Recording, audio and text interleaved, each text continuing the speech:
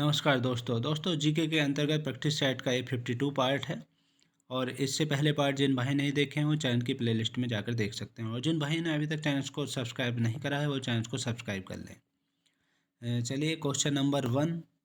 एक संयुक्त उत्पाद के रूप में कई उत्पादों की बिक्री की पेशकश को क्या कहते हैं? एक संयुक्त उत्पाद के रूप में कई उत्पादों की बिक्री की पेशकश को क्या कहते हैं? ऑप्शन ए विज्ञापन, ऑप्शन बी उत्पादन मिश्रण, ऑप्शन सी उत्पाद की गठरी, ऑप्शन डी विभेदन। और आंसर देने के लिए 5 सेकंड का समय है। आपका समय स्टार्ट हो रहा है। करेक्ट आंसर है उत्पाद की गठरी कहा जाता है। सी पार्ट करेक्ट आंसर है, उसे उत्पाद की गठरी कहा जाता है। प्रोडक्ट बाउंडिंग कहा जाता है, उसे बॉन्डिंग कहा जाता है। और एक कंपनी आज एक से अधिक ब्रांड का उत्पादन करती है। कंपनी का एक प्रमुख कार्य जो है विज्ञापन करना भी होता है। उत्पाद मिश्रण का अर्थ है कि एक से अधिक उत्पादन एक साथ हो, अर्थात उप उत्पादन भी हो। नेक्स्ट क्वेश्चन देखिए, क्वेश्चन नंबर 2। पृथ्वी का आकार कैसा होता है?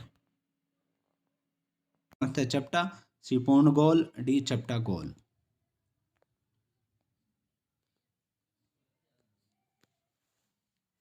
करेक्ट आंसर है डी पार्ट करेक्ट आंसर है, चपटा गोल है। पृथ्वी का आकार जो है चपटा गोल है और नारंगी रंग के समान, नारंगी के समान है, नारंगी रंग का है।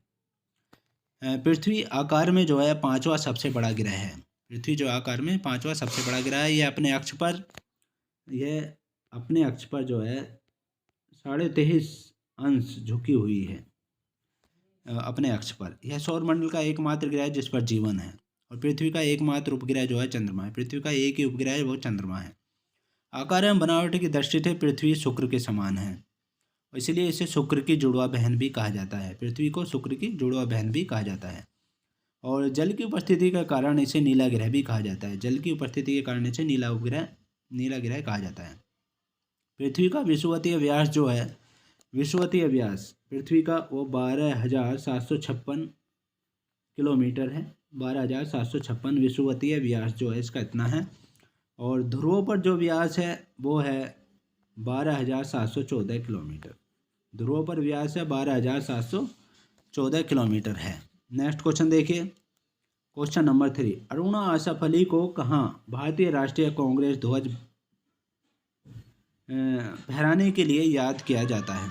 अरुणा आसफ अली को जो है कहाँ भारतीय राष्ट्रीय कांग्रेस ध्वज फहराने के लिए याद किया जाता है? तो ऑप्शन ए असहयोग आंदोलन के दौरान, बी सविनय अवज्ञा आंदोलन के दौरान, और सी स्वराज आंदोलन के दौरान, डी भारत छोड़ो आंदोलन के दौरान।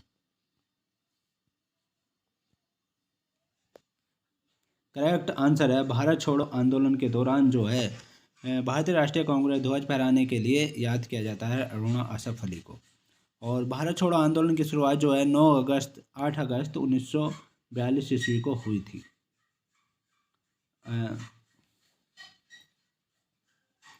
9 अगस्त 1942 ईस्वी को हुई थी इसकी शुरुआत, और 8 अगस्त को प्रस्ताव पारित हुआ था।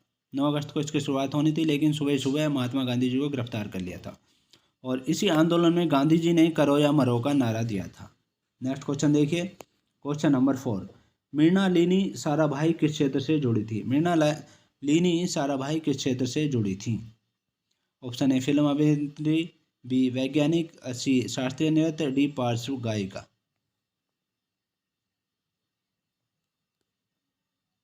करेक्ट आंसर है सी पार्ट शास्त्रीय नृत्य से जुड़ी थी। मृणालिनी साराभाई शास्त्रीय नृत्य से जुड़ी थी और वे एक शास्त्रीय नृत्यांगना थी। इनका संबंध जो है भरतनाट्यम एवं कथकली नृत्य से था। नेक्स्ट क्वेश्चन देखिए, question number 5। Vasco D gamma Bharat कब आया था? वास्को डी गामा भारत कब आया था? ऑप्शन ए 1492 ईस्वी में, ऑप्शन बी 1498 ईस्वी में, सी 1948 ईस्वी में, डी 1857 ईस्वी में।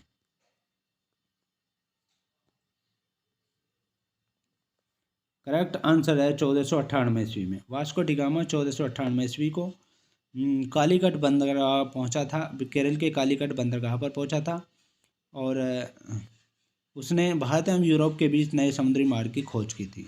और वास्को डी गामा पुर्तगाल से आया था। पुर्तगाल से आया था वो। और पुर्तगालियों ने अपनी पहली व्यापारिक कोठी जो है कोचीन में खोली थी। नेक्स्ट क्वेश्चन देखिए, क्वेश्चन नंबर 6, मंगल ग्रह के कितने चंद्रमा हैं? मंगल ग्रह के कितने चंद्रमा हैं? Option A 1, option B 2, option C 3 और ऑप्शन डी 4।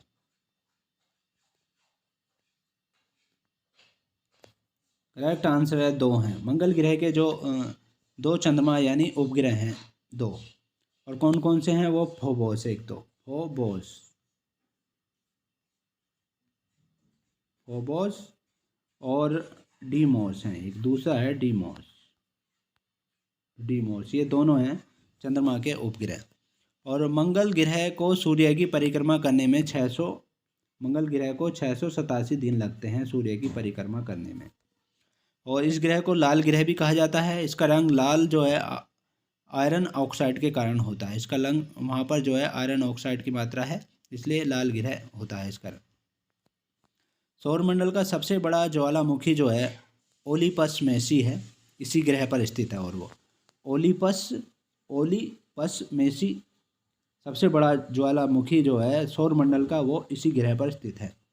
बुध एवं शुक्र का कोई उपग्रह नहीं है। बुध और शुक्र जो हैं उनका कोई भी उपग्रह नहीं है। और सबसे अधिक उपग्रह जो हैं बृहस्पति ग्रह के हैं 79।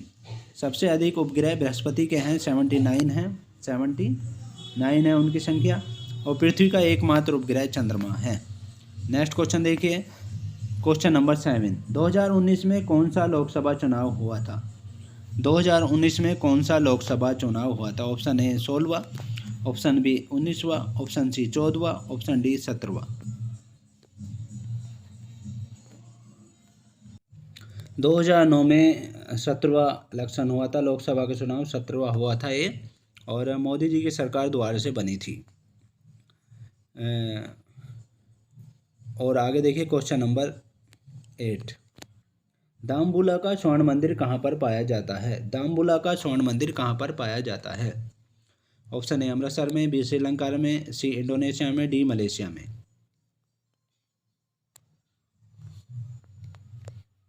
करेक्ट आंसर है बी पार्ट, करेक्ट आंसर है श्रीलंका में। दामबुला का स्वर्ण मंदिर जो है श्रीलंका में पाया जाता है। ये स्वर्ण मंदिर जो है वो अमृतसर में है, और जिसका निर्माण गुरु अर्जन देव ने करवाया था अमृतसर में। और मर्डेका पैलेस जकार्ता इंडोनेशिया में स्थित है। जकार्ता इंडोनेशिया में मर्डेका पैलेस है। और पोर्टाला नहासा तिब्बत में है। पोर्टाला नहासा जो है तिब्बत में है। और ओपेरा हाउस सिडनी में है। ओपेरा हाउस सिडनी में है। और श्वेत ड्रैगन पैगोडा रंगून में है। श्वेत ड्रैगन पैगोडा जो है वो रंगून में है। कालोसियम रोम इटली में है। कालोसियम जो है वो रोम इटली में है। और झुकी हुई मीनार जो है पीसा इटली में है। झुकी हुई मीनार पीसा की वो इटली में है। और पेंटागन वाशिंगटन डीसी में है, यूएसए में। पेंटागन जो है वाशिंगटन डीसी में है, यूएसए में। नेक्स्ट क्वेश्चन देखिए, क्वेश्चन नंबर 9, बुद्ध गुफाओं के लिए प्रसिद्ध कार्ले किस राज्य में स्थित है? बुद्ध गुफाओं के लिए प्रसिद्ध कार्ले किस राज्य में स्थित है? ऑप्शन ए महाराष्ट्र में, बी उत्तर प्रदेश में, सी उत्तराखंड में, डी मध्य प्रदेश में।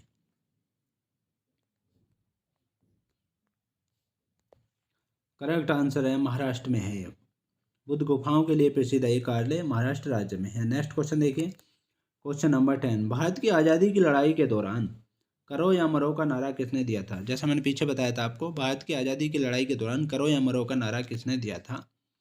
ऑप्शन ए वीर सावरकर ने, बी सुभाष चंद्र बोस ने, सी महात्मा गांधी ने, डी सुब्रमण्यम भारती ने।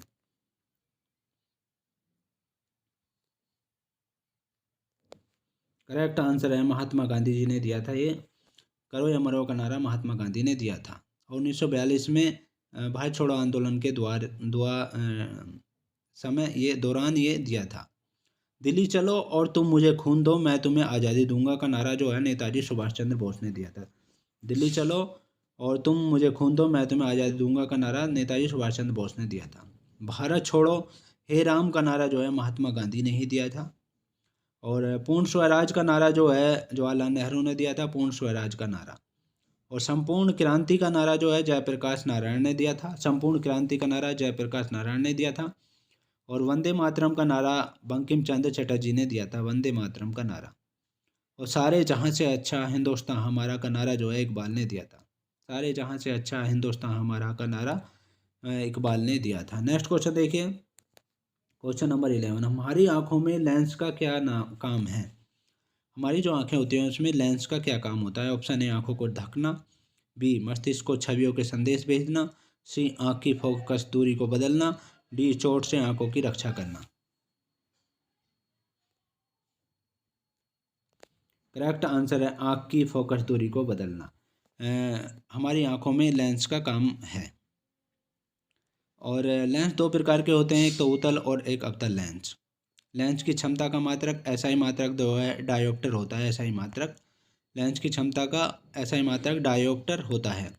और उत्तल लेंस की क्षमता जो है धनात्मक एवं अवतल लेंस की क्षमता ऋणात्मक होती है।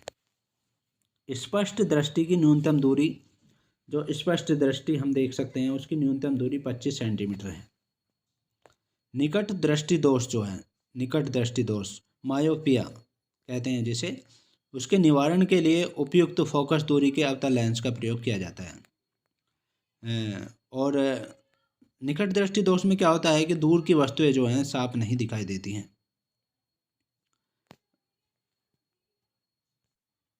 और दूर दृष्टि दोष जो होता है हाइपर मेट्रोपिया होता है। हाइपर मेट्रोपिया उसको कहते हैं। उसके निवारण के लिए जो है उपयुक्त फोकस दूरी के उत्तल लेंस का प्रयोग किया जाता है। और दूर दृष्टि दोष में पास की वस्तुएं साफ नजर नहीं आती हैं। नेक्स्ट क्वेश्चन देखिए, क्वेश्चन नंबर 12, सबसे छोटा महाद्वीप कौन सा है? सबसे छोटा महाद्वीप कौन सा है? Option A Australia, B Antarctica, C Africa, D दक्षिण अमेरिका। करेक्ट आंसर है ऑस्ट्रेलिया। सबसे छोटा महाद्वीप जो है ऑस्ट्रेलिया है। ऑप्शन ए करेक्ट आंसर है, जो दक्षिणी गोलार्ध में है। और ऑस्ट्रेलिया की खोज जो है एबल तस्मान ने, ऑस्ट्रेलिया की खोज एबल तस्मान ने 1642 ईस्वी में की थी। 1642 ईस्वी में एबल तस्मान ने, इसका नाम लिखे देता हूँ, बहुत अच्छा क्वेश्चन है ये। एबल तस्मान ने ऑस्ट्रेलिया की खोज की थी 1642 ईस्वी में। और कप्तान कुक ने 1769 ईस्वी में फिर इसकी खोज की थी। और इस महाद्वीप में 22 देश हैं। इस महाद्वीप में जो हैं 22 देश हैं। और ऑस्ट्रेलिया के मूल निवासियों को एबोरिजिन्स कहते हैं। ऑस्ट्रेलिया के जो मूल निवासी हैं उनको एबोरिजिन्स कहते हैं।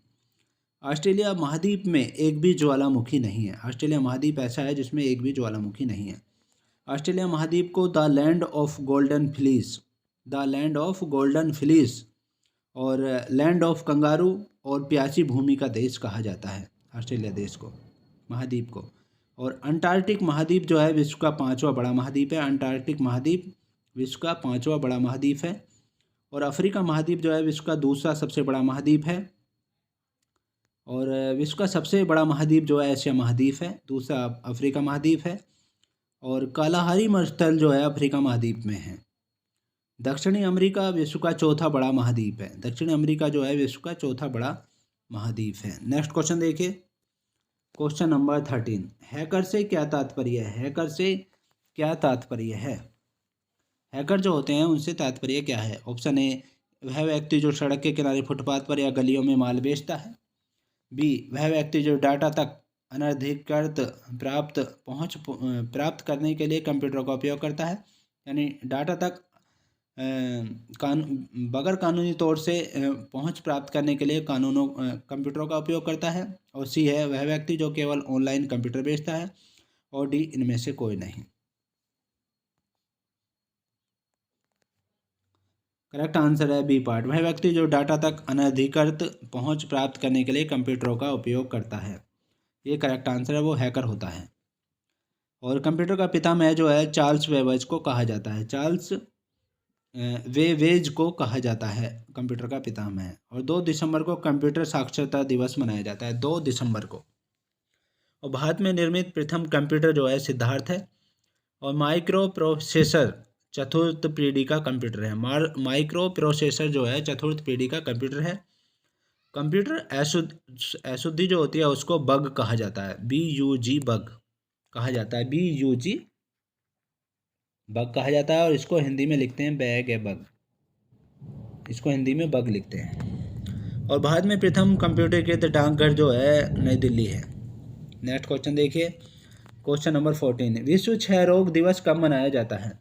विश्व क्षय रोग दिवस कब मनाया जाता है? ऑप्शन ए 28 मार्च को, बी 24 मार्च को, सी 24 मई को, डी 28 मई को। करेक्ट आंसर है बी पार्ट, 24 मार्च को मनाया जाता है। विश्व क्षय रोग दिवस या टीबी रोग दिवस जो है 24 मार्च को मनाया जाता है। और आपको बता दें कि विश्व गौरैया दिवस जो है 20 मार्च को मनाया जाता है। विश्व जनसंख्या दिवस 11 जुलाई को। और अंतर्राष्ट्रीय वृद्धजन दिवस जो है, वृद्धजन दिवस 1 अक्टूबर को। अंतर्राष्ट्रीय अहिंसा दिवस 2 अक्टूबर को। विश्व पर्यटन दिवस 27 सितंबर को। विश्व मधुमेह दिवस जो है 24 नवंबर को।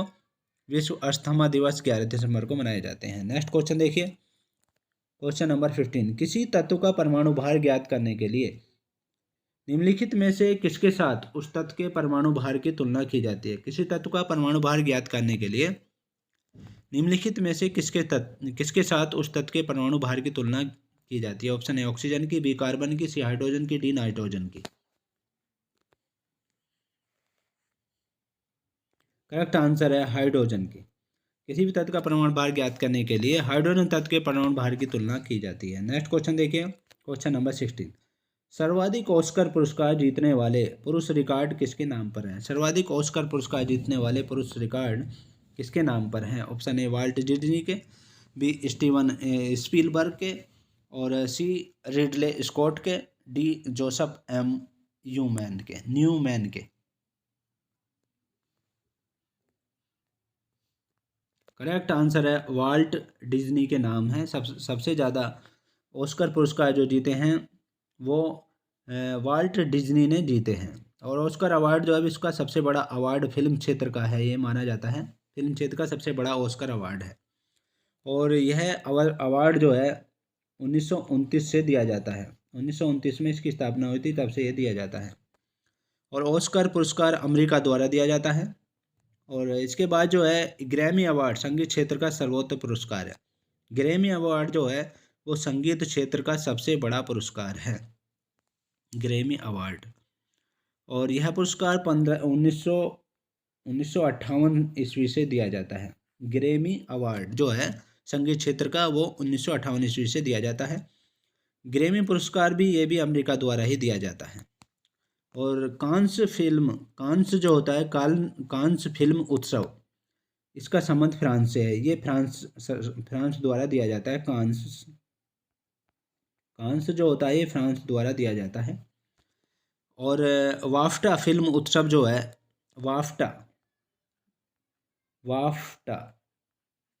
वाफ्टा फिल्म उत्सव जो है ये ब्रिटेन से संबंधित है। नेक्स्ट क्वेश्चन देखिए, क्वेश्चन नंबर 17, पद्मश्री से सम्मानित किए जाने वाले पहले हॉकी खिलाड़ी कौन थे? पद्मश्री से सम्मानित किए जाने वाले पहले हॉकी खिलाड़ी कौन थे? Option A Dhyan Chand, B Balbir Singh senior, और सी लेस्ली वाल्टर क्लाडियस, और D Dhanraj Pillay. Correct answer है बलबीर सिंह सीनियर थे। पद्मश्री से सम्मानित किए जाने वाले पहले हॉकी खिलाड़ी बलबीर सिंह सीनियर थे, और ये हॉकी के खिलाड़ी थे।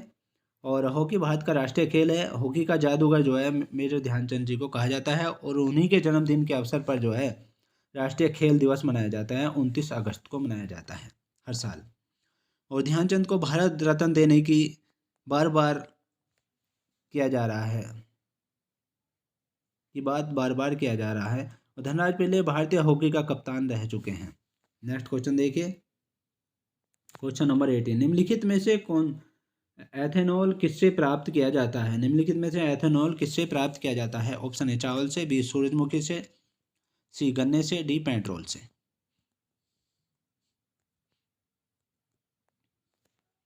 करेक्ट आंसर है गन्ने से।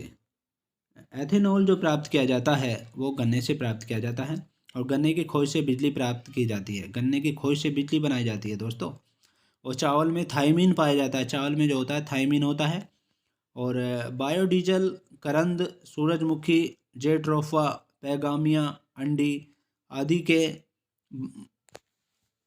आदि से जो है बायोडीजल निकाला जाता है। यानी बायोडीजल जो होता है वो करंद, सूरजमुखी, जेट्रोफा, पैगामिया और अरंडी होता है एक पेड़, उससे निकाला जाता है। और बायोडीजल का प्रयोग जो है वाहन चलाने में किया जाता है। अब नेक्स्ट क्वेश्चन देखिए, क्वेश्चन नंबर 19। मोटापे को नापने के लिए निम्नलिखित में से किसका उपयोग किया जाता है? मोटापे को नापने के लिए निम्नलिखित में से किसका उपयोग किया जाता है? ऑप्शन ए PMI का, बी BMI का, सी AMI का, डी KMI का।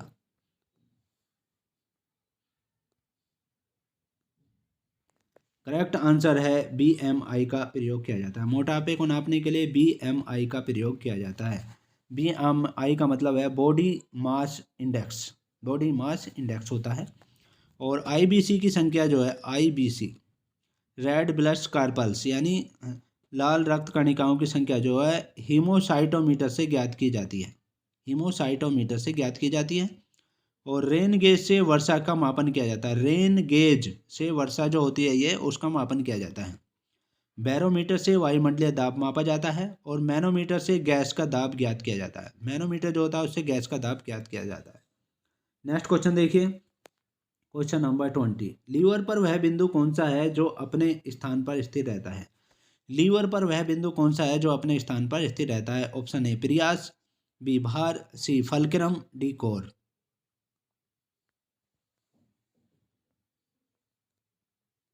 करेक्ट आंसर है सी पार्ट, फलक्रम जो है, फलक्रम वो लीवर यानी उत्तोलक पर ऐसा बिंदु है जो अपने स्थान पर स्थिर रहता है। और लीवर जो है एक सीधी या टेढ़ी दृढ़ छड़ होती है जो किसी निश्चित बिंदु के चारों ओर स्वतंत्रतापूर्वक घूम सकती है।